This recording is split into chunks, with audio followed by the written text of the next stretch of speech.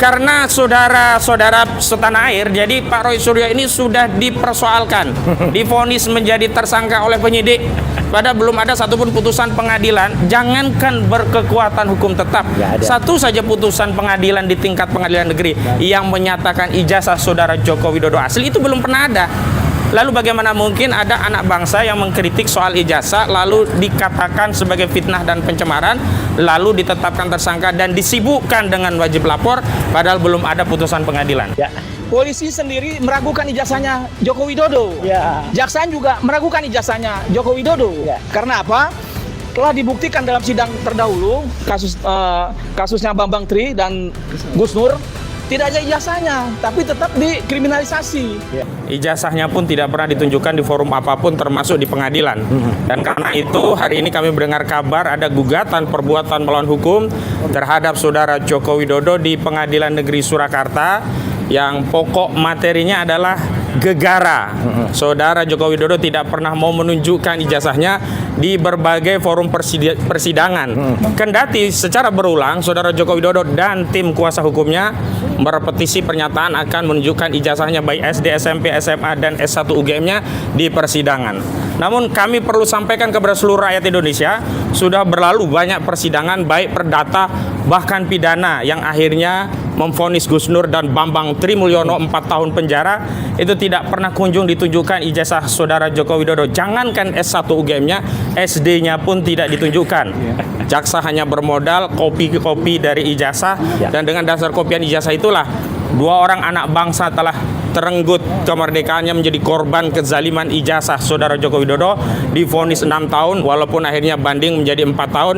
Dan alhamdulillah keduanya sudah kembali bebas, dan Gus Nur tidak berkurang apapun, dia tetap menjadi pendakwah, tidak kemudian diisolasi oleh masyarakat gara-gara dia mengkritik ijazah saudara Joko Widodo. Bahkan hari ini yang justru terisolasi adalah saudara Joko Widodo, karena dalam setiap kesempatan publik saudara Joko Widodo bertanya kepada masyarakat atau bertemu, di dalam benak Jokowi pasti sudah merasa didakwa oleh rakyat, mana ijazahmu, mana ijazahmu, mana ijazahmu.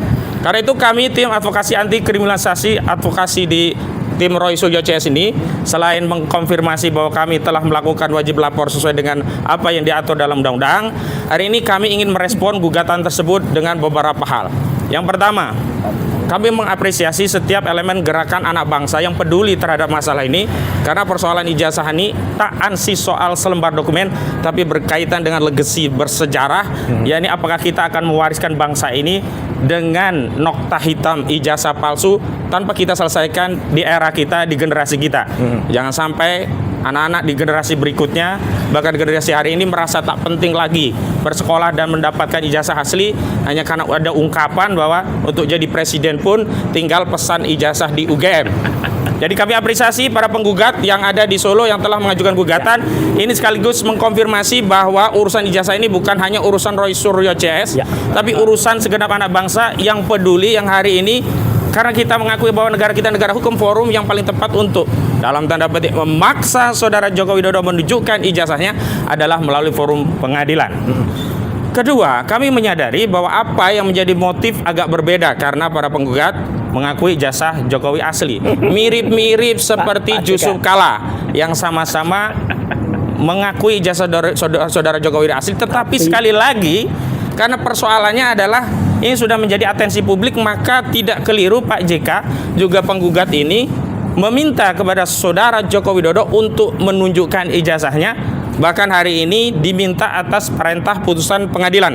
Karena dalam satu petitum yang kami ketahui bahwa petitum yang diajukan adalah untuk menyatakan saudara Joko Widodo telah melakukan perbuatan melawan hukum karena tidak pernah menunjukkan ijazahnya SD, SMP, SMA, dan UGM-nya di forum apapun, dan karena itu menghukum saudara Joko Widodo untuk menunjukkan ijazahnya di pengadilan. Jadi dalam konteks yang demikian, mesti dengan motif yang berbeda, kami berencana mempertimbangkan untuk menjadi pihak dalam gugatan aku, menjadi pihak yang berkepentingan untuk membersamai salah satu pihak, yakni pihak penggugat, dalam rangka untuk memaksa saudara Joko Widodo melalui perintah putusan pengadilan agar menunjukkan ijazahnya. Sebagaimana kita ketahui dalam prosedur hukum acara perdata di persidangan, bahwa masuk dalam pihak dalam berperkara itu bisa dalam 3 hal. bisa Tusen Coms, Fuging atau Friswaring. Tusen Coms maksudnya adalah masuk sebagai pihak mandiri, punya kepentingan sendiri, masuk dalam gugatan, tidak memihak salah satu pihak, baik penggugat maupun tergugat. Fuging adalah masuk intervensi, masuk membersamai salah satu pihak, apakah tergugat ataupun penggugat. Dan dalam hal ini kami berencana masuk membersamai posisi penggugat meski dengan motif yang berbeda. Tujuan sama, agar kami bisa mengakses ijazah tersebut, bukan hanya diperlihatkan di gelar perkara khusus. Kenapa demikian? Karena saudara-saudara setanah air, jadi Pak Roy Suryo ini sudah dipersoalkan, divonis menjadi tersangka oleh penyidik, padahal belum ada satupun putusan pengadilan. Jangankan berkekuatan hukum tetap, satu saja putusan pengadilan di tingkat pengadilan negeri yang menyatakan ijazah saudara Joko Widodo asli itu belum pernah ada. Lalu bagaimana mungkin ada anak bangsa yang mengkritik soal ijazah lalu dikatakan sebagai fitnah dan pencemaran, lalu ditetapkan tersangka dan disibukkan dengan wajib lapor padahal belum ada putusan pengadilan. Kepentingan kami penting, kenapa? Karena kalau dalam forum tersebut mampu dipaksa saudara Joko Widodo menunjukkan ijazahnya, dan bahkan kami bisa mengakses melalui Pak Roy dan tim-tim lainnya, dan dibuktikan dalam forum tersebut bahwa ijazah tersebut memang palsu, dan ditetapkan oleh pengadilan setelah menimbang berbagai bukti yang ada, ditetapkan bahwa ijazah saudara Joko Widodo palsu, maka demi hukum kasus yang di Polda Metro Jaya ini harus dihentikan karena tidak relevan orang ya disebut fitnah dan pencemaran padahal terbukti ijazahnya palsu. Dan yang paling penting adalah dalam forum tersebut kami bisa melakukan apa yang disebut dengan pemeriksaan berkas atau inzage. Dalam proses pemeriksaan berkas tersebut kami bisa mengakses langsung berkas ijazah saudara Joko Widodo yang hari ini konon disita oleh Polda Metro Jaya sebagiannya, dan sebagiannya masih pada genggaman saudara Joko Widodo, yakni SD SMP, karena yang dulu ditunjukkan di 15 Desember 2025 yang lalu dalam proses gelar perkara khusus itu hanya SMA dan S1, itu pun yang diperlihatkan kepada kami hanya S1-nya. Jadi jangan punya asumsi kalau diperlihatkan nanti ijazahnya berarti terbukti asli, tidak, itu hal yang lain. Jadi yang diperlihatkan itu belum tentu asli, dan kalaupun diperlihatkan itu setidaknya membuktikan saudara Joko Widodo punya sikap negarawan, gentleman. Jadi sebagaimana yang diharapkan oleh Pak JK, saudara Joko Widodo tunjukkan ijazahnya. Dan hari ini kawan-kawan perlu ketahui pembelahan anak bangsa sampai terakhir. Ada pelaporan 3 kader PSI, ada Grace Natali, ada kemudian Ade Armando, ada kemudian Abu Janda. Mohon maaf, yang Abu Janda bukan kader ya, 2 saja yang berujung dengan mundurnya. Ya, salah satu atau keduanya yang mundur itu dari PSI. Salah satu ya, mungkin Grace akan menyusul ya. Itu kan tidak lepas dari apa ya, geger ya, gara-gara ijazah Joko Widodo. Kenapa demikian? Kronologisnya, sebelumnya mereka ini mengedit ceramah Pak JK di UGM yang kemudian dipersepsikan lain, di framing lain, sehingga konteks daripada pendidikan tentang kebangsaan, tentang perdamaian, tentang kerukunan yang disampaikan Pak JK dipersepsikan seolah-olah itu justru pecah belah antar elemen anak bangsa, antar elemen umat beragama, dan kemudian ketiganya dilaporkan oleh 40 ormas Islam. Apa penyebabnya Pak JK dilaporkan sebelumnya? Karena Pak JK melaporkan Rismon Sianipar karena ada video editing AI yang mengatasnamakan Rismon menyatakan Pak JK membiayai perjuangan ijazah ini 5 miliar rupiah. Dan setelah itu Pak JK memang tegas menyatakan kepada saudara Joko Widodo dengan motif yang sama seperti penggugat di Solo, ya tahu ijazah itu asli, tolong tunjukkan saja. Dan setelah itu alih-alih saudara Joko Widodo menunjukkan ijazahnya, lagi-lagi saudara Joko Widodo berpegangan pada template atau sesuatu yang direpetisi secara berulang dan sangat menjemukan baik oleh saudara Joko Widodo maupun kuasa hukumnya, yakni siapa yang menuduh, mendalilkan harus membuktikan. Padahal dalam konteks yang disampaikan oleh Pak JK tidak menuduh, tetapi Pak JK mengakui bahkan pernah mendampingi saudara Joko Widodo sebagai wapres, tapi demi ketentraman, menghindari keterbelahan, menunjukkan sikap negarawan, Pak JK meminta kepada Saudara Joko Widodo menunjukkan ijazahnya. Jadi semua gaduh ini tidak lepas dari selembar dokumen yang kata Jokowi asli, tetapi untuk mempertahankan keaslian ini Jokowi yang menyewa sejumlah lawyer, mengerahkan sejumlah buzzer, ada laporan sana laporan sini, gaduh seluruh Republik. Itu tidak lepas dari ijazah Saudara Joko Widodo. Itu pengantar dari kami. Selanjutnya ini 99,999% palsu. Kalau saya pada saat putusan itu, UGM itu akan melakukan banding 99,9% karena dia tidak memiliki dokumen yang dia sampaikan seperti yang dia lakukan pada saat kita bersidang. Jadi untuk itu kami masih menunggu proses sidang dengan Polda Metro Jaya, kemudian juga proses banding dengan kuasa hukum maupun Universitas Gadjah Mada. Itu yang dapat saya sampaikan. Tapi sebelum itu mungkin, nah ini saya tunjukkan. Kalau ada 2 dokumen. Ini ada banyak tadi ya. Iya, banyak dokumen. Ini dokumen ijazah yang diserahkan Saudara Joko Widodo ini di KPUD maupun di KPU Pusat. Sehingga dari sini aja, di sini saya bawa pembanding ya. Bawa pembanding, ada 2 hal yang dapat kita lihatkan di sini. Yaitu ijazah Joko Widodo ini, seperti tadi saya sampaikan, cacat hukum dalam proses pemilihan karena tidak ada tanggal yang diberikan oleh Universitas Gadjah Mada. Sementara yang ini ya, pembandingnya ini ada. Kemudian satu lagi yang bisa kita lihat dengan kasat mata. Setiap surat, setiap ijazah katakanlah ini ada penomoran. Ijazah Saudara Joko Widodo ini hanya memberi nomor 1120. Sementara ini ada pembanding dari sama-sama Gadjah Mada dengan nomor 47190/M Fakultasnya. Fakultas Hukum. Kemudian _18. Jadi untuk itu makanya seperti saya sampaikan tadi, ada 3 bagian dokumen yang kita mintakan, yaitu SOP. Jadi dari yang terakhir saya katakan tadi, kalaupun ada penomoran itu ada aturannya ya, gitu ya Pak ya, semua ya. Setiap penomoran yang membuat surat, katakanlah surat kami juga melakukan itu, baik itu nomor maupun institusi, kode, bulan, seperti itu kan, ada tahun. Jadi tapi ini yang secara kasat mata kita melihat. Makanya seperti yang saya sampaikan tadi, Universitas Gadjah Mada lewat kuasa hukumnya menyampaikan banding dan kita akan teruskan. Jadi yang terakhir yang ingin saya sampaikan, negara Indonesia ini telah memiliki undang-undang keterbukaan informasi publik sejak tahun 2008.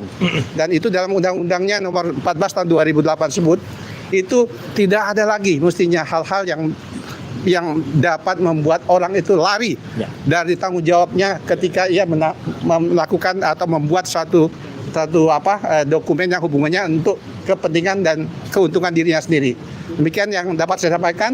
Mungkin setelah ini kalau ada yang mau bertanya atau mau foto ya silakan. Demikian. Sekarang ke Bung Gafur dulu. Oke.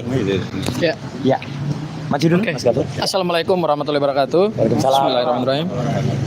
Bang Aka izin, Mas Roy, Bang Samsir, sahabat-sahabat yang lain, ada Bang Azam juga di belakang, ada teman seperjuangan kita juga Bang Rustam Effendi, ada aliansi Rakyat Menggugat, kekuatan emak-emak ya, yang selalu membersamai kami gitu. Mungkin yang dikomandani oleh Mbak Menu. Ya, saya Mas Roy ingin 2 hal aja ya. Yang pertama terkait dengan kelanjutan dari perkara pidana ini. Kami selalu mengkritisi penegakan hukum yang cacat formil.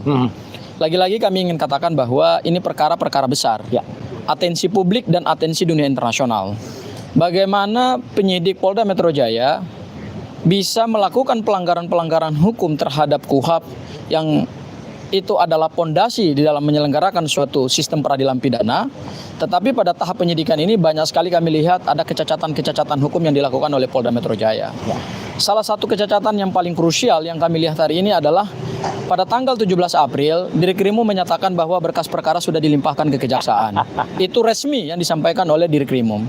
Sampai hari ini Ya, kurang lebih sudah 2 minggu lebih ya Mas Roy ya. Dari 17 April. Ya, oke. Sampai hari ini kejaksaan belum menyatakan sikap apapun terhadap berkas perkara tersebut.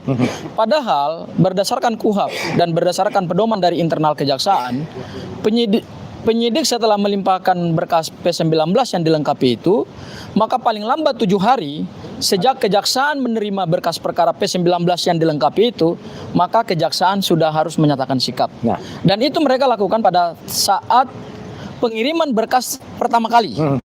Ya, yaitu tanggal 13 Januari. tanggal 13 Januari, kemudian 7 hari berikutnya yaitu pada tanggal 20 Januari kejaksaan menyatakan sikap bahwa berkasnya tidak lengkap atau di P19.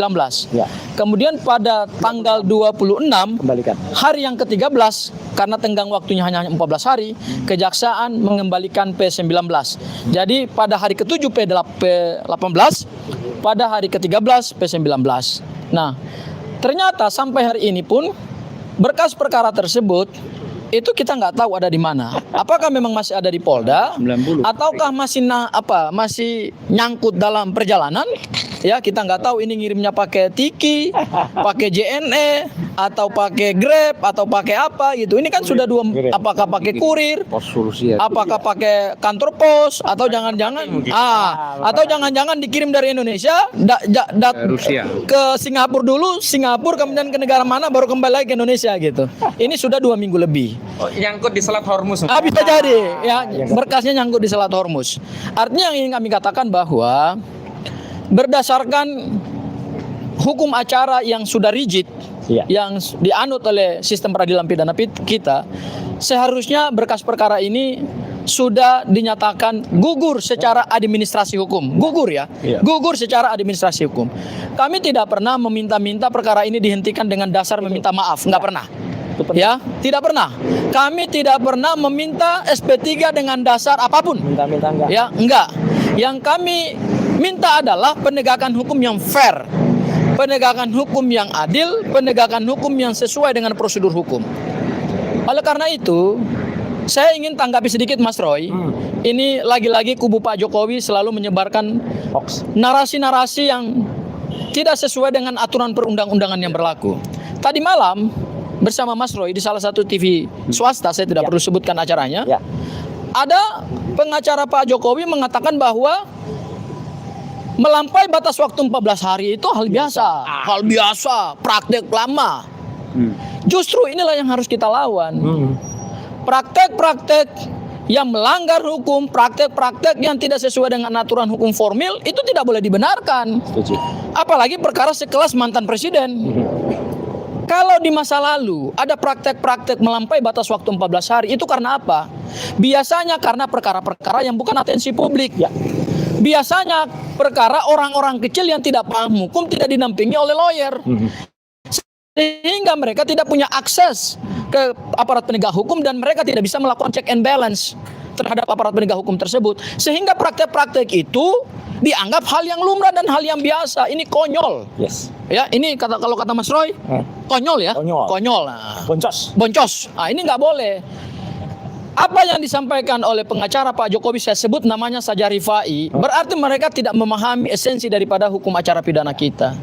14 hari yang ditentukan oleh undang-undang itu adalah ketentuan untuk membatasi kesewenang-wenangan penyidik. Supaya apa? Pada saat penyidik menetapkan orang sebagai tersangka, dia harus firm terhadap alat bukti. Jangan prematur. Karena apa? Ketika dia menetapkan orang sebagai tersangka dengan alat bukti yang masih prematur dan dia paksakan penetapan tersangka itu, begitu dia limpah ke jaksa, akhirnya yang terjadi apa? Jaksa harus memberikan banyak sekali petunjuk. Sehingga dalam waktu 14 hari itu, itulah kontrol negara supaya pada saat penetapan tersangka, jangan penetapan tersangka hanya karena pesanan, penetapan tersangka alat buktinya masih prematur, penetapan tersangka buktinya tidak meyakinkan, penetapan tersangka buktinya tidak memberikan keyakinan kepada jaksa penuntut umum untuk di P21 kan, akhirnya yang terjadi adalah praktek-praktek yang melanggar hukum dan itu dibenarkan oleh pengacara Joko Widodo namanya Rifai Kusuma Negara. Iya. Itu tidak boleh. Praktek seperti itu tidak dibenarkan dalam negara hukum. Karena negara hukum itu basisnya kaidah, norma, bukan kebiasaan-kebiasaan. Kalau kita bicara dalam common law atau Anglo-Saxon, ya bisa. Karena praktek hukum itu lama-lama bisa menjadi sistem hukum yang ajak. Tetapi dalam sistem civil law seperti kita, tetap basisnya adalah pada kaidah. Semua aparat penegak hukum, penyidik, jaksa, hakim, sampai kepada lembaga permasyarakatan yang mengeksekusi putusan pengadilan, melaksanakan pemidanaan terhadap seseorang yang terbukti melakukan kejahatan, semua dibatasi kewenangannya oleh undang-undang. Jadi praktek itu tidak bisa dibenarkan. Dan tadi malam disebutkan oleh pengacara Jokowi, apa dampaknya kalau melewati waktu 14 hari. Ini yang saya katakan, mereka membaca hukum acara pidana tidak komprehensif, hanya baca yang ada di KUHP, pasal 138 ayat 2 KUHP yang lama, ataupun pasal 61 ayat 3 KUHP yang baru. Itu hanya dibaca oleh mereka. Mereka tidak membaca sistem hukum acara pidana kita itu secara komprehensif.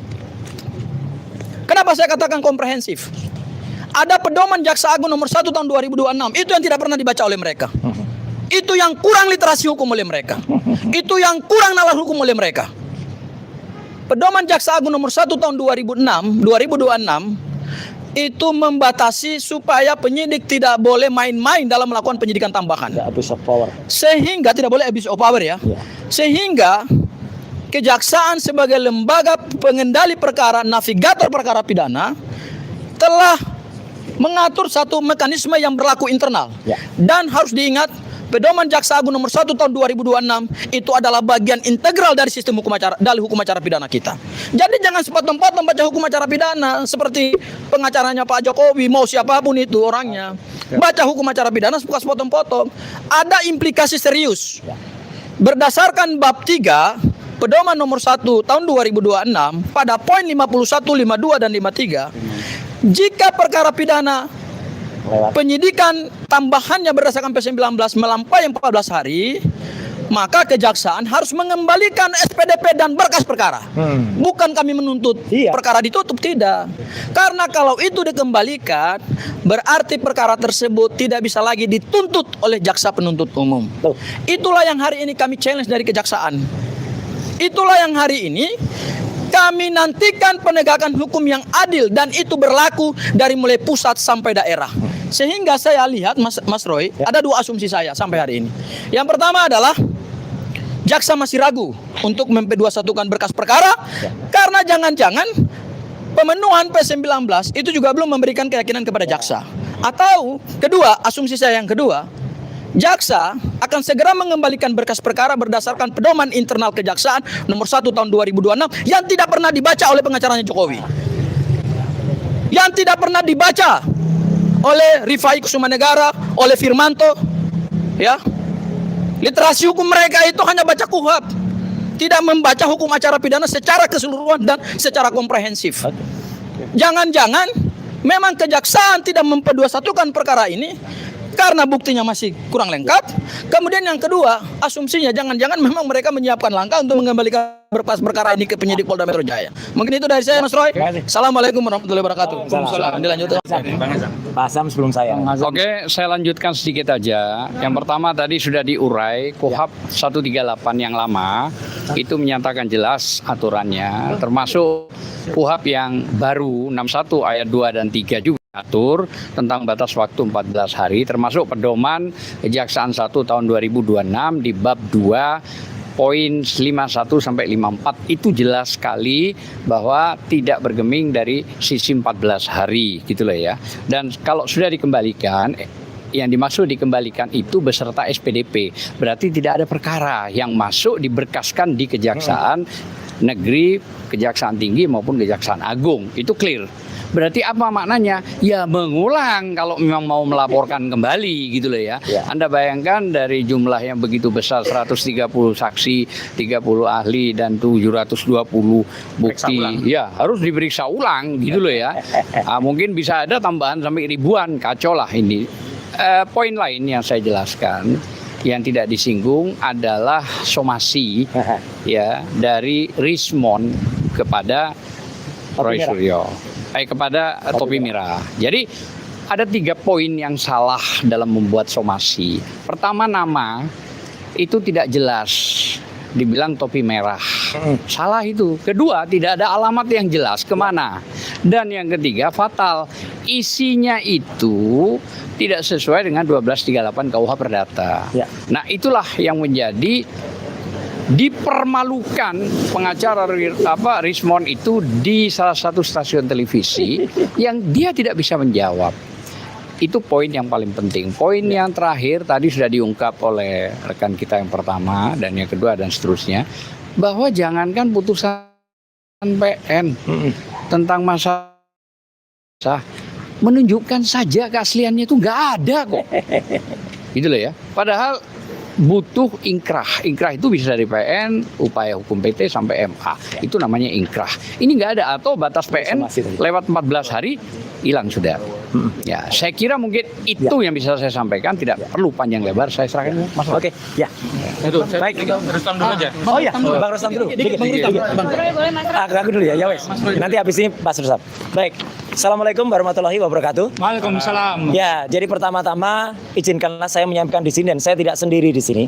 Saya bersama Mas Rustam Effendi, bersama juga dengan Pak Rizal Fadila dan juga Bu Kurnia Triryani yang sudah melaksanakan wajib lapor 2 hari yang lalu, dan juga bersama sahabat saya Dr. Tifausia Tiasuma di seberang sana. Ya, kami tetap berjuang bersama untuk terus menegakkan kepalsuan ijazah Jokowi itu 99,9% palsu. Ya, iya, jadi itu harus ditegakkan kepalsuannya. Betul. Kalau ada narasi bahwa memang Polda Metro Jaya melakukan kesalahan, kecacatan dan itu berhenti, satu yang kami tegakkan, kalaupun perkara penuntutan terhadap fitnah dan pencemaran nama baik kami berhenti, soal ijazah palsu Jokowi tetap kita kejar. Itu inti. Jadi ibu-ibu jangan kecil hati, teman-teman lawyer jangan kecil hati. Kita tetap berjuang untuk kemudian membongkar kepalsuan ijazahnya Jokowi. Ya, itu yang pertama. Yang kedua, ijazah ini bukan hanya ijazah ansih, bukan hanya ijazah sendiri. Ijazah tidak mungkin jadi tanpa ada berkas yang ada di baliknya. Salah satu berkas yang, mohon izin. Salah satu berkas yang sangat penting, yang selalu saya katakan berkali-kali, adalah skripsi. Yang skripsinya bisa saya pastikan 100% ya, bahkan 99,9 lah gitu, kalau 100 kan Allah. Ini adalah palsu. Dan ini adalah primary evidence, sekali lagi. Ini bukan kemudian, oh itu hanya kopi, itu hanya dapat. Enggak. Skripsi ini saya pegang langsung di tangan saya tanggal 15 April 2025. Diserahkan langsung oleh UGM, Wakil Rektor 1, Prof. Wening Udasworo, dan juga Wakil Rektor 4 waktu itu. Jadi ini asli saya pegang. Dan disinilah terdapat hal yang sangat krusial, yaitu yang berkali-kali saya bilang bahwa di skripsi ini tertanda tangan oleh Profesor Dr. Insinyur Ahmad Soemitro. Ya, padahal Profesor Dr. Insinyur Ahmad Soemitro itu adalah belum mendapatkan gelar profesor pada saat itu. Nah, ini yang benar. Pada halaman yang buku yang sama, halaman berikutnya terdapat nama Dr. Insinyur Ahmad Soemitro, belum profesor.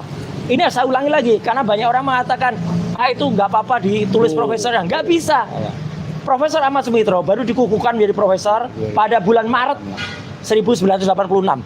Ini November 1985. Jadi belum profesor. Dan yang paling telak adalah statement dari siapa lagi kalau bukan, yaitu adalah putrinya, Profesor Dr. Insinyur Ahmad Soemitro, yang namanya Mbak Aida Greenberry. Sebentar, tadi ada di sini sudah.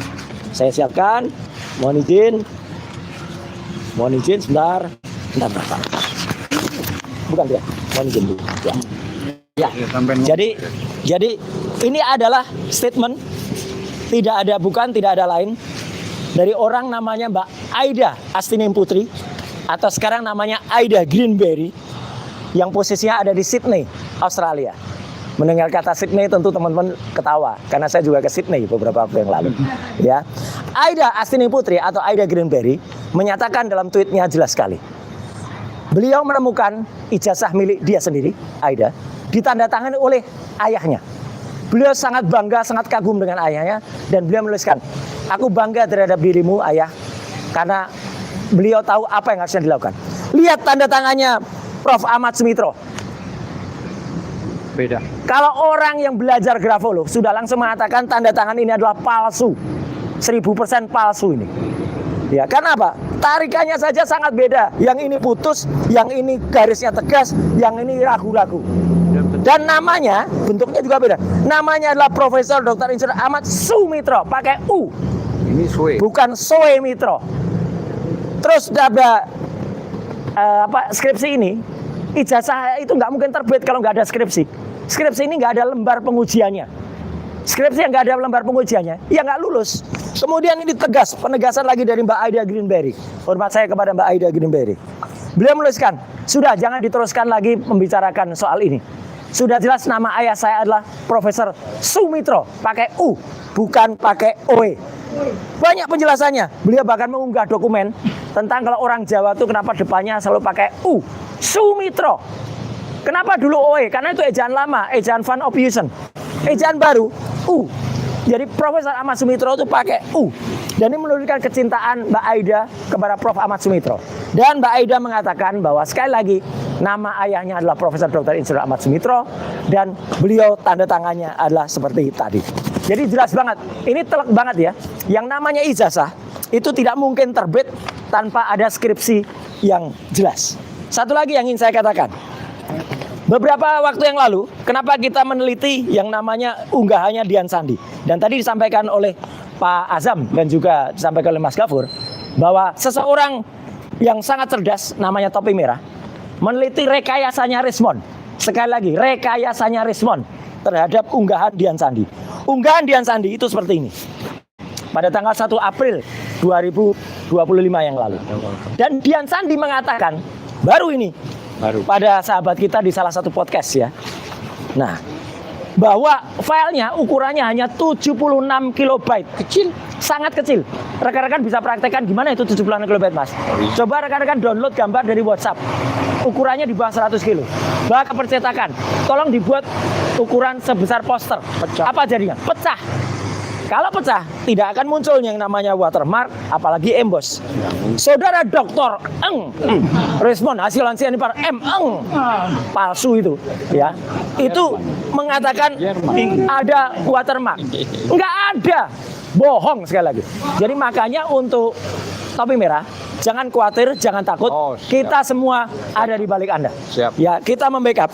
Jadi namanya file itu hanya 76 kilobyte. Yang terakhir yang ingin saya sampaikan, kami juga kemarin ketemu dengan salah seorang yang ngakunya pengacara, yang katanya tanggal 15 Desember yang lalu bisa merasakan embus. Masuk jarinya. Coba perhatikan, konstruksinya kayak gini.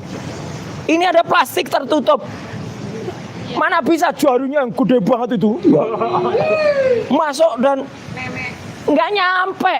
Kalaupun dari atas, mana ada jari sepanjang itu kayak mak lampir gitu ya. Nggak bisa, bohong dia. Artinya kentut aja nggak masuk ya? Nah, itu kata-kata dia ya. Saya nggak akan ulangi kata-kata yang sama. Dan satu lagi, ini ada mungkin ini perlu dikritisi Pak Kosinudin. Dia malah menawarkan, kalau mau Mas Roy, saya ajak ke unit 5, kita pinjem ijazahnya, kemudian kita raba. Oh, menjatuhkan. Apa boleh kayak gitu? Itu menjatuhkan. Itu menjatuhkan Polda Metro Jaya. Jadi Polda Metro Jaya bisa diperintah oleh orang yang kemudian ternyata punya koneksi dengan orang yang ini. Saya nggak usah sebutkan namanya lah, karena namanya sekarang sudah ditutup oleh semua TV dan semua media, ya. Ini namanya, tuh. Siapa dia? Ternyata pembela. Alah, namanya sudah diseret Hotman Paris juga ya. Tunggu saja tanggal mainnya kalau itu sudah kasasi dan kemudian inkrah. Turun. Jadi sekali lagi teman-teman semua, ya kita tetap menegaskan, kita bersatu, kita semua menegakkan kebenaran. Terima kasih kepada semua lawyer. Di sini di bawah Mas Kosinudin dan Pak Petrus Celestinus, di bawah koordinasi Pak Abraham Samad, yang Pak Abraham Samad juga sudah menyampaikan, mengklarifikasi kemarin di salah satu TV. Dan last but not least, semalam saya berkomunikasi juga dengan salah satu lawyer yang tadi sudah disebut menuntut 3 orang, ya, yaitu Ade Armando, kemudian Grace Natali dan juga Janda. Saya diminta juga untuk support keahliannya. Ya, nah, jadi kita bersama-sama menegakkan ukhuwah Islamiyah, kita menegakkan kebenaran. Sekian, terima kasih. Wassalamualaikum warahmatullahi wabarakatuh. Yang namanya Jokowi itu, ya, itu memang tidak akan pernah mau ditarik-tarik dari hukum manapun, boncos dia. Nah, ini. Jadi yang namanya ilmu hukum jangan dimain-mainkan ya. Orang di tengah ini kita tutup matanya ya. Gitu. Saya hanya bilang nutup matanya loh ya, tidak, gini enggak ya, gitu ya. Itu bukan pelanggaran kalau tutup mata, ya. Jadi ini mempermainkan hukum. Permainkan hukumnya, kita tegakkan hukum bersama lawyer hebat, ya di bawah tim Taka dan juga bersama ibu-ibu, mak-mak dan masyarakat Indonesia lain. Maju terus perjuangan. Wassalamualaikum warahmatullahi wabarakatuh. Ya, oke, Mas Rey, Mas Rizal, salah satu pejuang. Oke, bismillahirrahmanirrahim. Assalamualaikum warahmatullahi wabarakatuh. Waalaikumsalam. Kami wajib lapor bersama Mas Roy Terima kasih. dan kawan-kawan lainnya udah hampir 6 bulan. Ya, Akhirnya bolak-balik ke Polda Metro Jaya. Sampai saya merasa Polda ini rumah saya gitu loh.